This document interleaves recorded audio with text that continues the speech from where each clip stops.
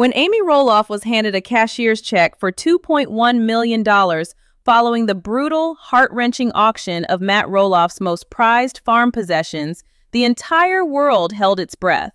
Everyone, from the production crew to the millions of fans watching at home, thought they knew exactly what would happen next. They thought Amy was going to walk away, cash out, and finally enjoy a luxurious retirement with her new husband, Chris, leaving the drama of Roloff Farms in the rearview mirror. It was the expected move. It was a sensible move. But insiders are now whispering that Amy Roloff didn't just take the money. Instead, she allegedly executed a ruthless, brilliant strategic maneuver that has stunned the family and reportedly left Matt Roloff shaking his head in disbelief. According to exclusive theories and reports circulating among those close to the family, Amy didn't keep a single dime of that money for herself. Instead, she made a move that secured her family's future and effectively cut Matt Roloff out of the financial bloodline forever. This wasn't just a transaction. This was Amy's ultimate checkmate.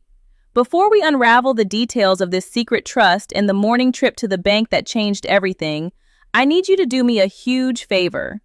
If you have been following the Roloff saga and you want to see the grandkids get what they deserve, hit that like button right now. It helps us get these updates out to more true fans. And if you haven't already, subscribe and turn on notifications because we are tracking this story hour by hour and you do not want to miss the fallout from this revelation. To truly understand the magnitude of what Amy has allegedly done, we have to go back to the wound that started it all. We have to look at the collapse of the Roloff empire. For years, we watched as Matt dazzled us with his big dreams and his constant construction projects. But behind the scenes, a darker narrative was forming. We all remember the negotiations. We remember the heartbreak in Zach's eyes and the frustration in Jeremy's voice when the dream of taking over the farm, the dream they were raised on, was shattered by a price tag they couldn't afford. The narrative Matt spun was one of business and fair market value, but to the family, it felt like a betrayal. It felt like the legacy was being sold off to the highest bidder, rather than being passed down to the bloodline. Tensions reached a boiling point when a portion of the farm was put on the open market. That for sale sign wasn't just wood and paint. It was a symbol of a broken promise. But recently, things took an even sharper turn. With the farm not selling as quickly or as lucratively as Matt might have hoped, and with his focus shifting entirely to his new life in Arizona with Chandler, a liquidation event became inevitable. We are talking about the auction. Reports describe the atmosphere of this auction as tense, almost funeral-like for the memories of the farm. We aren't just talking about old tools. We are talking about pieces of history. The famous mule, the wagon, the customized Volkswagen Bug. Items that define the childhoods of the Roloff kids were allegedly placed on the block. Now, here is where the story gets interesting. According to insiders, Amy Roloff was entitled to a significant portion of the proceeds from the liquidation of these joint assets and the finalization of her total exit from the business side of the farm. The figure being thrown around in exclusive circles is a staggering $2.1 million. This wasn't just pocket change, this was generational wealth. When the gavel finally fell and the dust settled, Matt reportedly looked relieved. He had his liquidity. He had the cash to pour into his new construction projects and his retirement estate. He likely assumed Amy would do the same. After all, why wouldn't she? She has a new life. She travels. She loves to host. $2 million buys a lot of freedom. But those who know Amy know that her heart beats for one thing above all else, her grandchildren. Jackson, Ember, Lila, Bodie, Radley, and the rest. She has watched from the sidelines as the relationship between her sons and their father deteriorated. She has seen the pain caused by the business transaction mindset that Matt applied to the family legacy. There has been a growing fear, a theory discussed in hushed tones by fans and insiders alike, that the Roloff inheritance might not end up with the Roloff kids at all. With Matt's deepening commitment to Caryn and his erratic financial moves, there was a very real possibility that the wealth generated by the farm, wealth built on the backs of the entire family appearing on TV for decades, could disappear or be diverted away from the grandchildren. Picture Amy standing there. The auction is over. The cameras are off. She is holding that check. In that moment, she wasn't just an ex-wife, she was a matriarch. The common theory is that Matt expected her to buy a vacation home, maybe a condo in Palm Springs. He probably calculated her moves based on his own logic. But Amy operates on a different frequency. She operates on emotion, loyalty, and a fierce, almost lioness-like protection of her offspring. This brings us to the morning after the auction. The timeline here is crucial. According to source theories that are gaining traction, the sun had barely risen over Hillsborough when Amy Roloff was already on the move. She wasn't heading to the airport for a vacation, and she wasn't heading to a luxury car dealership. At 9 a.m. sharp, just as the doors were unlocking, Amy was allegedly spotted walking into the main branch of Chase Bank in Hillsborough. But she wasn't alone. This wasn't a standard deposit run. Flanking her on one side was a high-powered estate attorney, a man known for setting up ironclad trusts for Oregon's wealthiest families. On her other side was a professional corporate trustee. This trio walking into the bank sends a very specific message. You don't bring a lawyer and a trustee to simply deposit a check into a savings account. You bring them when you are building a fortress. You bring them when you are about to legally lock something down so tight that not even a sledgehammer can crack it. Witnesses, or perhaps just astute observers piecing together the narrative, suggest that the meeting in the private conference room at the back of the bank lasted for over 3 hours. Papers were signed, notarized, and sealed. What was happening in that room? This is the secret that is just now beginning to leak out, and if true, it changes the entire power dynamic of the Roloff family. The theory is that Amy took that entire $2.1 million check, every single cent of the money that came from the dismantling of Matt's empire, and diverted it. She didn't put it in her personal account. She didn't mix it with her and Chris's finances. She deposited it directly into a newly formed legal entity. This entity allegedly has a name that makes its purpose crystal clear: the Roloff Grandchildren Education and Welfare Trust. Now, trusts are common among the wealthy, but the specific terms of this alleged trust are what make it a weapon of mass affection. This isn't just a savings account that the parents can access. This isn't money that Zach or Jeremy can dip into to buy a new tractor or renovate a kitchen. This is a bypass trust, and the brilliance of it lies in the restrictions.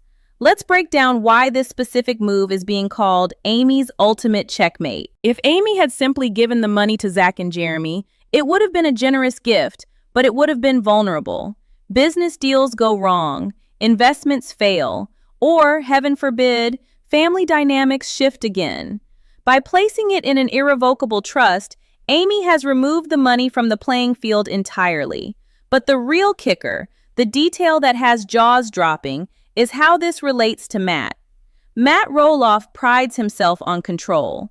Throughout the series, we have seen him try to control the farm, the narrative, the projects, and the people. He controlled the sale of the farm, effectively gatekeeping the kids' inheritance. By taking the liquid assets derived from that very farm and locking them away for the grandkids, Amy has essentially hijacked the legacy Matt thought he owned.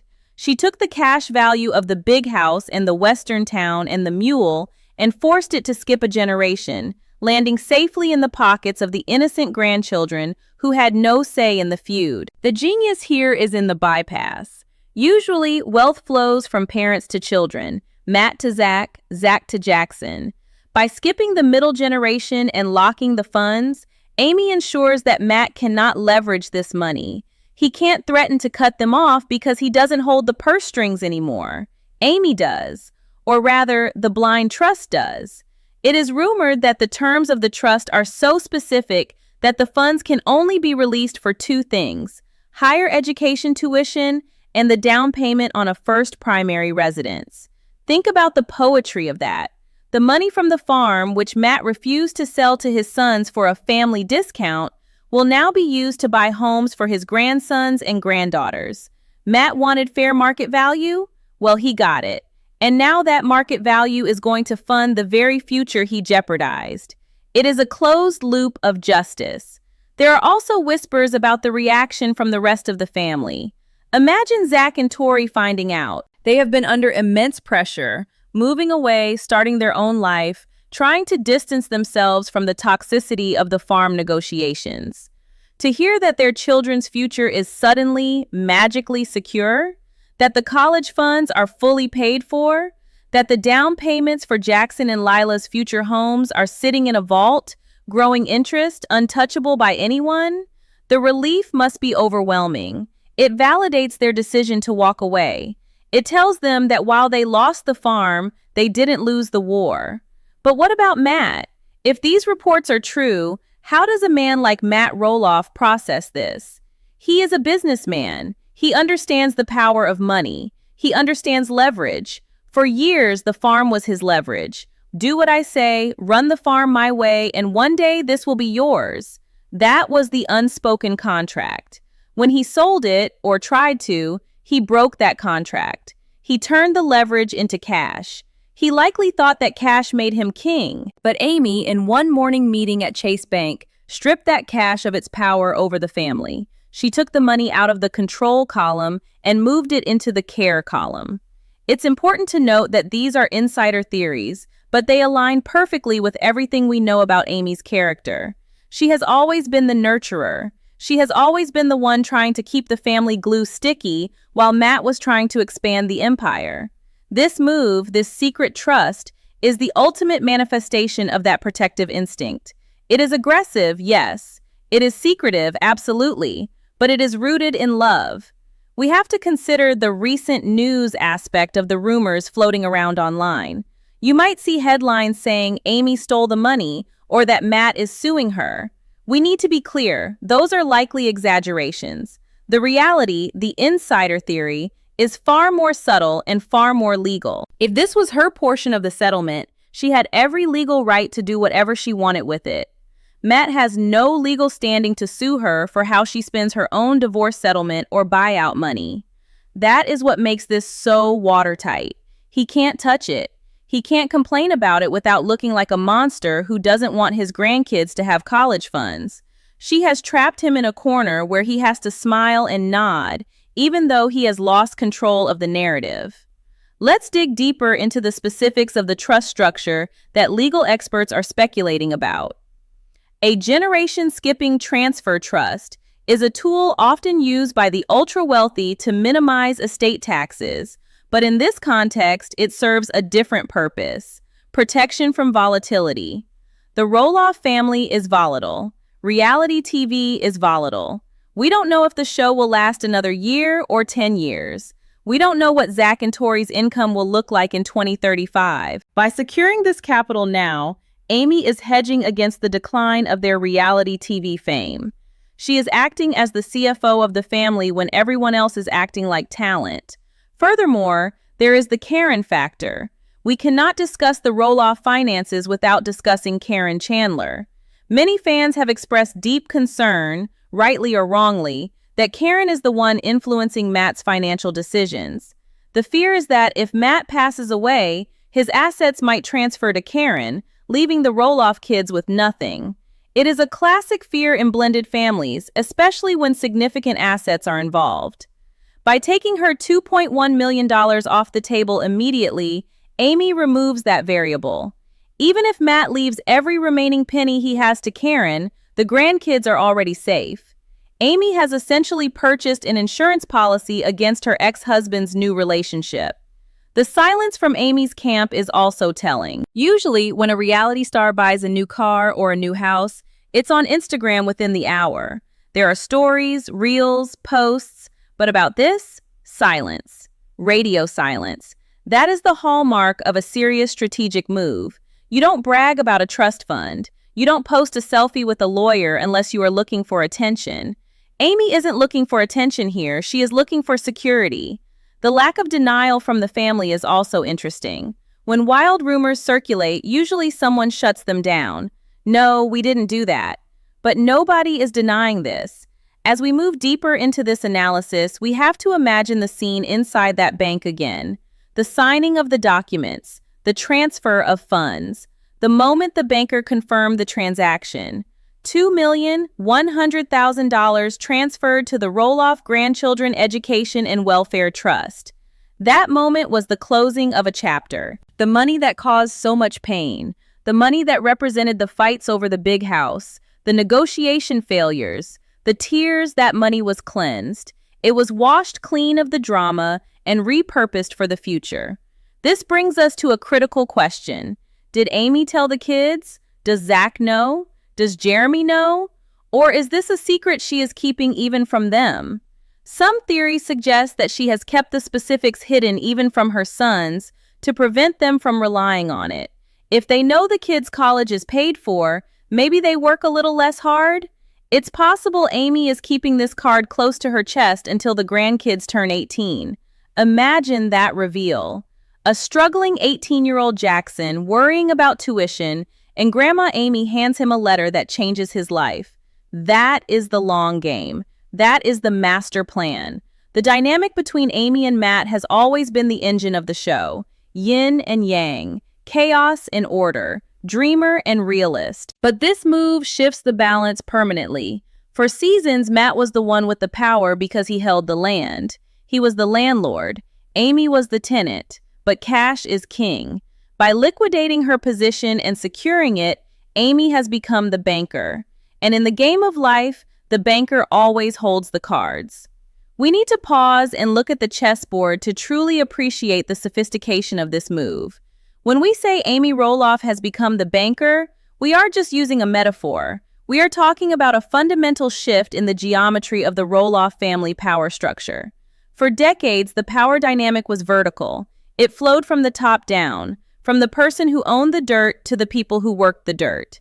Matt sat at the top of that vertical hierarchy. But by creating this irrevocable trust, Amy has created a parallel structure, one that operates completely outside of Matt's vertical silo. She hasn't just won the game, she has created an entirely new game that Matt isn't even invited to play. Let's go deeper into the specific mechanics of this alleged trust, because the devil is in the details. And in this case, the details are absolutely diabolical in the best possible way. Legal analysts who have been following the Roloff estate drama speculate that Amy didn't just use a standard off-the-shelf trust document. If the rumors of the high-powered attorney presence are true, she likely implemented what is known as a spendthrift trust with specific discretionary distribution clauses. These are legal terms, but let me translate them into Roloff reality language for you. A spendthrift trust is designed to protect the beneficiaries, in this case the grandkids, from themselves and, more importantly, from outside influence. It effectively means that the beneficiaries cannot sell or pledge their interest in the trust. They can't borrow against it. They can't use it as collateral for a loan. Why is this important? Because it prevents Matt Roloff from ever approaching a college-aged Jackson or Ember with a great business opportunity that requires a little upfront capital. Matt is famous for his ideas. He is famous for needing capital to fund those ideas. If Jackson had access to a lump sum of cash, it is not hard to imagine a scenario where Grandpa Matt pitches a new Roloff Farms attraction and convinces the young man to invest. This trust structure makes that impossible. Jackson literally cannot give the money to Matt even if he wanted to. The money is locked in a vault that only opens for specific, pre-approved life milestones. This brings us to the discretionary aspect. Insiders suggest that Amy has appointed a professional corporate trustee, a bank or a specialized fiduciary firm, to manage the distributions. This is the stroke of genius that cements her victory. If she had made Zach or Jeremy the trustees, they would have been under constant pressure. Imagine Matt calling Zach and pressuring him to release funds for a family emergency or a joint investment. It would put Zach in the impossible position of having to say no to his father, reigniting the feud. By hiring a corporate trustee, Amy has removed the emotional blackmail equation entirely. If Matt wants the money, he has to ask a stranger in a suit at a bank who doesn't care about the farm, doesn't care about the TV show, and certainly doesn't care about Matt's feelings. That stranger has a fiduciary duty to follow Amy's instructions to the letter. And Amy's instructions are rumored to be crystal clear: education, housing, health, nothing else. There is another layer to this theory that is gaining traction on the forums and among the little people big world sleuths. It's the Caryn-Chandler prevention clause. We have to talk about the elephant in the room. The tension between Amy and Caryn has been the undercurrent of the last several seasons. While they are cordial on camera now, the history is deep and painful. There is a legitimate fear among fans that the Roloff legacy is slowly being siphoned off into the Chandler estate. Matt and Caryn are building a life together in Arizona. They are building a new house. They are blending their finances to some degree. Every dollar that Matt earns from the sale of the farm, money that should have arguably gone to the kids, is now potentially subject to being inherited by Caryn, not the Roloff offspring. If Matt passes away before Caryn, depending on how their estate is set up, Caryn could inherit everything. The farm proceeds, the Arizona house, the residuals. The Roloff kids could be left with nothing but memories. Amy knows this. She has lived through the divorce negotiations. She knows how money moves in this family. By taking her $2.1 million immediately and locking it into a trust for the grandkids, she has effectively Caryn-proofed that portion of the wealth. It doesn't matter what Matt does in Arizona. It doesn't matter who he marries. It doesn't matter if he rewrites his will 1,000 times. The money in Amy's trust is untouchable. It is a fortress that sits outside of Matt and Caryn's jurisdiction. It is a direct pipeline from Amy to her bloodline, completely bypassing the chaotic middleman that is her ex-husband. Let's visualize the timeline of this ultimate checkmate. The auction happens. Matt is feeling triumphant. He has liquidated the assets. He thinks he has cleared the decks. He likely imagines Amy taking her check and going on a shopping spree, buying a new wardrobe, maybe upgrading her kitchen. He views her as a consumer. But the very next morning, while Matt is perhaps reviewing blueprints for his new garage, Amy is acting as an architect of the future. She is signing documents that ensure her name, Grandma Amy, is synonymous with security for generations to come. The rumors go even further. Some insiders claim that there is a specific clause in the trust regarding agricultural assets. This is, but if true, it is the most poetic justice imaginable. The theory is that the trust funds are explicitly forbidden from being used to purchase land or assets from immediate family members. Think about what that means. It means that in the future, if Matt tries to sell the remainder of the farm to the grandkids because his own kids wouldn't buy it, the grandkids cannot use Amy's money to pay him. She has blocked him from ever getting this specific pile of cash back. He paid her out to get her off the farm, and she rigged the money so it can never return to the farm. She took the capital out of the Roloff Farms ecosystem permanently. It is a one-way exit. Now, consider the impact on Zach and Jeremy. We touched on this, but we need to go deeper. Both brothers have been vocal about their hurt. The breakdown of the farm negotiations wasn't just business, it was a rejection. Matt essentially told them, "You aren't worth what I think this land is worth." It told them that their contribution to the family legacy wasn't enough to earn them a discount. That kind of wound festers. It creates anxiety. If Dad wouldn't help us with the farm, would he help us with anything? Are we on our own? Amy's move answers that question with a resounding thunderclap. You are not on your own, I have your back. But she does it in a way that respects their independence. She isn't handing Zach a check to pay his bills today. She is handling the massive, looming expenses of tomorrow. She is taking the weight of college tuition, which can easily run 6 figures per child by the time Jackson and Ember are 18, off their shoulders. That is freedom. That allows Zach and Tori to breathe. It allows Jeremy and Audrey to focus on their own projects without the crushing anxiety of future liabilities. It is the ultimate maternal gift, peace of mind. But why the secrecy? Why hasn't this been a storyline on the show? Why isn't there a camera crew in the bank? The answer lies in the nature of real reality versus TV reality. On the show, drama sells, fights sell, tension sells. A sensible, airtight financial planning meeting is boring television. It doesn't scream ratings. But more importantly, revealing this on the show would tip Matt off. It would give him a chance to spin it. He would confess to the cameras, "Oh, I'm so glad Amy is doing this. I always wanted this," trying to take credit or minimize her agency. By keeping it off camera, by keeping it in the realm of insider theories and legal documents, Amy denies him the opportunity to narrate her actions. She strips him of his voice. In the world of the Roloffs, the person who holds the microphone holds the power. Matt has always held the microphone. He gives tours, he speaks to the press, he makes the announcements. This trust fund is a silent move. It is a submarine running deep under the water, undetected until it is too late to stop. Matt won't realize the full extent of this checkmate until years from now, when his grandkids are graduating debt-free and buying homes without his help, thanking Grandma Amy in their speeches while he sits in the audience, realizing his money wasn't needed. There is also the unity angle to consider. The Roloff family has fractured. Zach and Jeremy have drifted apart. The relationship between the kids and Matt is strained. But this trust applies to all the grandchildren. It is a unifying force. It treats Jackson, Ember, Lila, Bodie, and Radley exactly the same.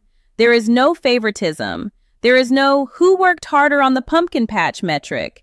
It is pure equality. In a family where affection and reward were often transactional, based on who was helping Matt with his projects, Amy's trust restores the concept of unconditional love.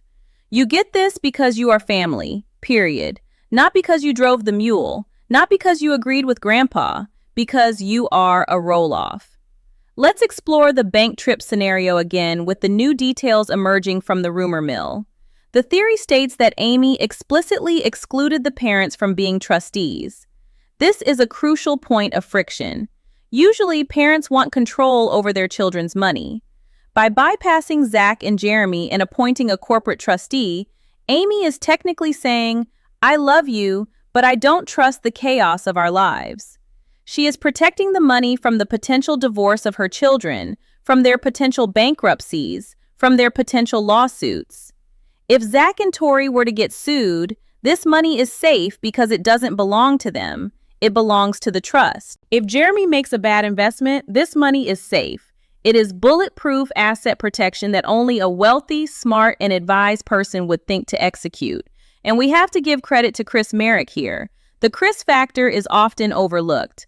Chris is a real estate agent. He understands contracts. He understands long-term value. He is not caught up in the emotional whirlwind of farm history. It is highly probable that Chris whispered in Amy's ear, "Don't just give it to them, Amy, secure it." Chris has been the stabilizing force she needed to make a move this bold. Matt underestimates Chris. He sees him as just the new guy. But Chris is a businessman in his own right, and with his guidance, Amy has leveled up from a mom to a matriarch. Now, imagine the future implications for the show. If this theory is true, the stakes of the show have fundamentally changed. The audience is no longer watching to see if the kids get the farm. We know they won't. We are now watching the fall of the emperor. We are watching Matt Roloff slowly realize that his kingdom is empty. He has the land, sure. He has the buildings, but he has lost the leverage over the people. The succession-style drama is over because Amy took the prize money and walked out the back door. The phrase "bloodline forever" in our title isn't just clickbait, it is a legal reality. A generation-skipping trust is designed to keep wealth within a bloodline for up to 90 years or more in some states. Amy has planted a tree that will provide shade for her great-grandchildren. Meanwhile, Matt is building structures that will likely be sold to strangers when he passes. The contrast is stark. Matt builds for the public, Amy builds for the private. Matt builds for the applause, Amy builds for the legacy. We also have to touch on the revenge aspect. Is it revenge or is it justice? Revenge implies malice. Justice implies balance. Matt tilted the scales when he put a price tag on the family legacy that his own children couldn't pay. He tipped the balance in favor of greed. Amy's move restores the balance. She took the proceeds of that greed and converted them into altruism. It is the ultimate corrective measure. It is a silent scream that says, "You cannot buy us out. We are still here."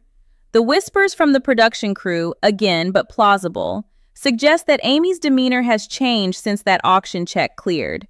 She is lighter. She is less reactive to Matt's antics. Why? Because she holds the ace. When you know you have won the war, you don't mind losing a few small battles. Matt can have his pumpkin season. He can have his new barn. Amy has the dynasty. As we approach the climax of this narrative, we have to look at the numbers again. $2.1 million. Invested conservatively in a diversified portfolio with compound interest over the next 10 to 15 years before the grandkids need it. We are talking about that sum potentially doubling. By the time Jackson is ready for college, that trust could be sitting on $3 or $4 million. That is enough to send every single grandchild to an Ivy League school and buy them a starter home, with money left over. The power of compound interest is the eighth wonder of the world, and Amy has harnessed it for her team. Matt, on the other hand, is spending. He is building. He is maintaining. His wealth is active and burning. Amy's wealth is passive and growing. The trajectory of their financial futures is diverging rapidly. Matt is on a path of high maintenance and high risk. Amy is on a path of security and growth. And let's not forget the emotional payout. When the news eventually breaks, really breaks, not just as a rumor, but as a fact, and the grandkids learn what Mimi did for them, the gratitude will be directed solely at her. Matt will be the grandpa who sold the farm. Amy will be the grandma who saved our future. Who do you think will get the visits in the nursing home? Who do you think will be the hero of the family stories told at Thanksgiving tables in 2050? Amy bought her legacy with the very money Matt thought was his exit ticket. The brilliance of the bypass cannot be overstated. By skipping the parents, Amy avoids the messiness of the current generation. The feud between Zach and Matt? Irrelevant to the trust. The distance between Jeremy and the show? Irrelevant. The trust looks past the current squabbles and focuses entirely on the innocence. It is a move of pure, unadulterated foresight. It acknowledges that the current generation is damaged by the farm wars, so it invests in the repair of the next one. This brings us to the edge of the cliff. We have the setup, the farm is gone. We have the twist, the secret trust. Now we have to look at the fallout. How does this end for Matt? Does he fight back? Does he try to create a competing trust? Or does he finally admit that he has been outmaneuvered? The reports coming out of the farm suggest a man who is increasingly isolated. He has his projects, he has Caryn, but the noise of the family is fading. And silence, for a man like Matt Roloff, is the loudest sound of all. But there is one final piece to this puzzle, a piece that involves a rumored letter of intent that accompanies the trust. A letter written by Amy to be read to the grandchildren when they come of age. This isn't a legal document, it's an emotional roadmap. Insiders suspect it explains exactly why she did what she did. It allegedly tells the story of the farm not as a business, but as a home. It reframes the entire saga not as a failure of the parents to buy the land, but as a victory of the grandmother to save the value of that land for them. It controls the narrative from beyond the grave if necessary. It ensures that Matt's version of history, the version where he is the benevolent business genius, is corrected by the truth of Amy's sacrifice. So, as we stare at the image of that Chase Bank in Hillsborough, we aren't just looking at a building. We are looking at the site of the greatest plot twist in reality TV history. The place where the script was flipped. The place where the little people stood tall and the big world of corporate greed was cut down to size. Amy didn't just cash a check, she planted a flag. The existence of a rumored letter of intent sealed alongside the trust documents is the final nail in the coffin of the old Roloff family dynamic. If the theories about this letter are true, it transforms the trust from a financial vehicle into a moral compass that will guide the family long after the cameras stop rolling. Imagine the scene 10 or 15 years from now. The show is over. The social media buzz has faded. Jackson is a young man standing on the precipice of adulthood. He opens an envelope from his grandmother, and inside isn't just a check for his tuition. It is the story of how that tuition was paid for. It is the story of the farm, the struggle, and the ultimate victory of family over business. That letter ensures that Amy's voice echoes through the generations, louder and clearer than any episode of reality TV ever could. But we have to look at the immediate fallout for Matt Roloff. How does a man who prides himself on being the ultimate dealmaker cope with the fact that he was cut out of the biggest deal of all? The silence from the big house is deafening. Usually, Matt would be spinning a narrative about how he is helping the grandkids, how he is building a playground or a castle for them. But he can't spin this. He can't take credit for a trust he doesn't control. He can't claim he provided the funds when the legal documents reportedly list Amy as the grantor. This creates a psychological checkmate that is devastating for a control freak. He is forced to watch the wealth he created be managed by the woman he underestimated, for the benefit of the children he alienated. There is a profound irony in the way Matt is spending his post-divorce years compared to how Amy is securing hers. Reports from the farm indicate that Matt is still in constant construction mode. He is building, expanding, renovating. He is pouring concrete and erecting steel. He is chasing the next big project, likely leveraging his assets to do so. In contrast, Amy has allegedly stopped chasing. She has parked her capital. She has moved from accumulation to preservation. While Matt is still playing the game, Amy has already picked up her chips and left the casino a winner. She isn't risking the grandkids' inheritance on a new barn or a wedding venue idea. She has locked it in a vault. Matt is exposed to the market. Amy is insulated from it. And what about the Caryn theory regarding the rest of the estate? This is the darker side of the fallout. Fans have speculated for years that Matt's liquidity is drying up because he is funding a lifestyle that is increasingly expensive. If he is pouring money into the Arizona property and the new farm builds, and if he leaves everything to Caryn, the Roloff kids, Zach, Jeremy, Molly, and Jacob, could face a reality where their father leaves them nothing but a headache. Amy's trust is the firewall against that nightmare scenario. It is the realization that she cannot rely on Matt to do the right thing by the kids' inheritance, so she did it for him. She took the burden of legacy off his shoulders, whether he wanted her to or not. Consider the reaction of the public as these insider theories gain more traction. For years, the audience was split, Team Matt or Team Amy. Matt was the visionary, Amy was the stick in the mud. But this move flips the script entirely. It reveals that Amy wasn't a stick in the mud, she was the anchor. She was the one grounding the family while Matt was trying to fly away with his ideas. The Queen Amy sentiment is growing because viewers realize that while Matt was building a brand, Amy was building a safety net. Matt was worried about the season finale. Amy was worried about the next generation. Let's talk about the specific education clause rumors again. We mentioned tuition, but insiders suggest the trust might also cover trade schools and entrepreneurial ventures. This is a direct nod to the Roloff spirit. The kids don't have to go to Harvard. If Jackson wants to be a pilot or Ember wants to start a design firm, the trust supports that. It validates their individual dreams, unlike the farm, which only validated Matt's dream. The farm required the kids to fit into Matt's vision, to run the pumpkin patch, to give the tours. The trust allows the kids to build their own vision. It is the ultimate freedom. Matt offered them a job. Amy offered them a future. This brings us to the concept of poetic justice. The money that Matt fought so hard to keep during the divorce, the value he argued over, the appraisals he contested, all of that energy he expended to maximize his payout has now been funneled directly back to the people he hurt. Every dollar he paid Amy to get her off the deed is a dollar that now works against his narrative of control. He essentially funded his own obsolescence. He paid for his ex-wife to become the hero of his grandchildren's lives. If that isn't the definition of a strategic backfire, I don't know what is. We must also consider the Jacob factor. Jacob Roloff, the youngest, has been the most vocal critic of the show and the artificiality of the farm drama. He walked away from the money and the fame to live an authentic life.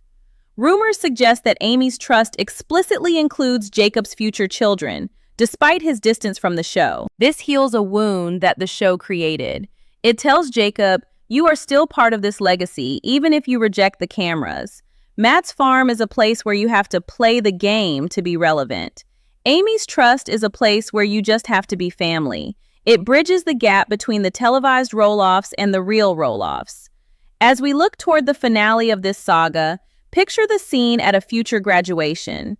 Matt is there, perhaps older, perhaps frailer, sitting in the audience. He watches his grandson walk across the stage, debt-free, ready to start a life. He knows deep down that he didn't pay for that moment. He knows that the check came from the Roloff Grandchildren Education and Welfare Trust, administered by a bank, funded by Amy. He has to swallow that pill. He has to smile and clap while knowing that his ex-wife outmaneuvered him in the most loving way possible. She didn't use the money to buy a yacht. She used it to buy his redundancy. There is a sense of relief that washes over the fan base with this news. For so long, we worried. We watched Zach and Tori stress about moving. We watched Jeremy and Audrey hustle to build their own empire. We worried that the big world was going to crush these little people. But Amy's secret move tells us that everything is going to be okay. The kids are going to be all right. The grandkids are secure. The chaotic chapter of the farm sale, the auctions, the feuds, it was all just noise. The signal, the true signal, was Amy walking into that bank at 9 a.m. and signing her name on the dotted line. And let's not forget the power of no. By locking this money up, Amy has given her children the power to say no to Matt. If Matt tries to lure them back into a toxic filming schedule or a bad business deal with the promise of money, they can say, "No thanks, Dad, we're covered." That leverage is priceless. It breaks the cycle of dependency. It forces Matt to have a relationship with his kids based on connection, not transaction. If he wants to see them, he has to be a dad, not a boss. Amy stripped him of his wallet, and in doing so, she might have actually saved his relationship with his family, forcing him to engage on a human level. The insider reports about the trust flexibility are also fascinating. Supposedly, there are provisions for medical emergencies and special needs. Given the family's history with medical challenges, this is a masterstroke of foresight. Matt often focused on the aesthetics of the farm, the castles, the western towns. Amy focused on the biological reality of her family. She knows that health is wealth. She knows that surgeries are expensive. By securing a fund specifically for their welfare, she is protecting them from the very real physical challenges that come with being a little person in a big world. Matt built structures for them to play in. Amy built a structure for them to survive in. So, did Amy just pull off the greatest revenge in reality TV history? It certainly looks that way, but it's a new kind of revenge. It's not destructive, it's constructive. It's not about burning down the ex's house. It's about building a fortress for the children that the ex can't enter. It is a revenge served cold, calculated, and with a heart full of love. It is the move of a woman who was underestimated for decades, who was told she was fearful while Matt was bold. Well, look who is bold now. Look who made the multi-million-dollar move that dictates the future of the bloodline. Matt Roloff will always be remembered as the man who created Roloff Farms. He will be remembered for the pumpkins, the trebuchets, and the drama. But Amy Roloff? She will be remembered as the matriarch who secured the legacy. She will be the silent guardian, the watchful protector, the one who turned the ruins of a marriage into the foundation of a dynasty. The check has cleared. The trust is active, the ink is dry, and while Matt Roloff looks out over his empty fields, wondering what his next project will be, Amy Roloff is sleeping soundly, knowing that her project, her family, is safe forever. Now, I need to hear from you. This is the story they aren't telling you on TV. This is the story that is hiding in the legal paperwork and the hushed conversations of Hillsborough. Do you think Amy made the right move? Do you think she was right to cut Matt out of the financial loop for the grandkids? Or do you think Matt should have had a say in how that money was invested? If you believe that Amy Roloff is the true MVP of this family, if you love the idea of her securing the bag for Jackson, Ember, Lila, Bodie, and the rest, I want you to flood the comment section right now. Drop a Queen Amy in the comments. Let everyone know whose team you are on. Let's get 1,000 Queen Amy comments to show the world that we see what she did and we respect the hustle. And before you go, don't forget to like this video. It helps us uncover more of these secrets. Subscribe to the channel so you don't miss the next update, because rumors are already swirling about a potential lawsuit Matt might be planning to try and break the trust. You do not want to miss that coverage. Stay tuned, stay curious, and as always, thanks for watching. We'll see you in the next one.